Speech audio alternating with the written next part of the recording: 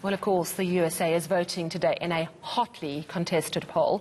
Even before today, some three-quarters of the electorate, around 95 million people, had already sent in their votes. Democratic nominee Joe Biden is the favourite, but as we saw 4 years ago, Hillary Clinton lost against many expectations. Let's look back at the past 4 years of the Trump administration and what another 4 might mean for us here in Africa. I'm joined by Professor Adekeye Adebajo, Director of the University of Johannesburg Institute for Pan-African Thought and Conversation. Hi there, Prof. Thanks so much for your time.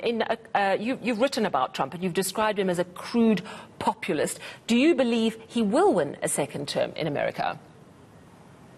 I think it's highly unlikely that he'll win. The Economist magazine, for example, in the UK, has given Joe Biden a 92% of winning. And I think the fact that 100 million people have already voted, which is about around 70% of the total voters in 2016, I think is more in favor of the Democrats. So I think the opinion polls have been consistently against him, particularly in the crucial swing states. But as you said, a lot of those opinion polls and also pundits were wrong the last time, so we have to leave a little bit of wiggle room. Yes, indeed, we do. He's often said he is the least racist person around. Of course, Black Lives Matter burst onto the streets during his time. Do you think he is a friend to Africa and African Americans? No, I don't. I mean, I think it's laughable for Trump to have described himself as having done more for Black Americans than any president since Abraham Lincoln, who was the Civil War leader. In terms of Africa, Trump has described African countries and Haiti as shitholes, famously. So it's pretty clear what he thinks of Africa. He's told Congress people, a congresswoman from Somalia, to go back where she came from, thus trying to delegitimize her as not being a proper American. And in terms of African Americans, he's also been very crude in the way he's talked about some African American communities, the mayor of Washington.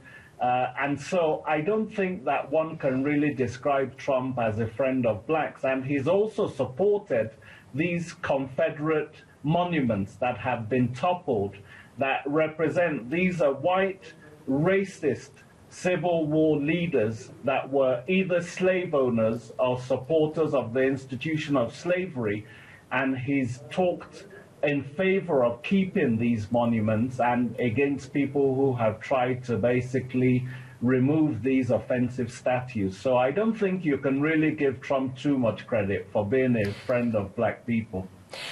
Could you give us an idea of what a Biden win would mean for Africa in terms of US policy? Would we see some big changes? Would there be an improvement? Or do you expect the status quo in terms of policy to stay pretty much the same, whoever wins?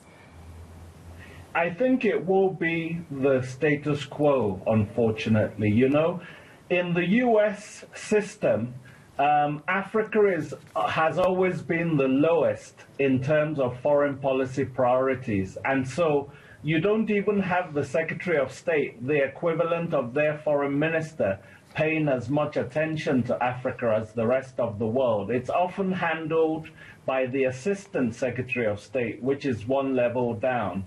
And often the instructions is not to make too many waves in Africa.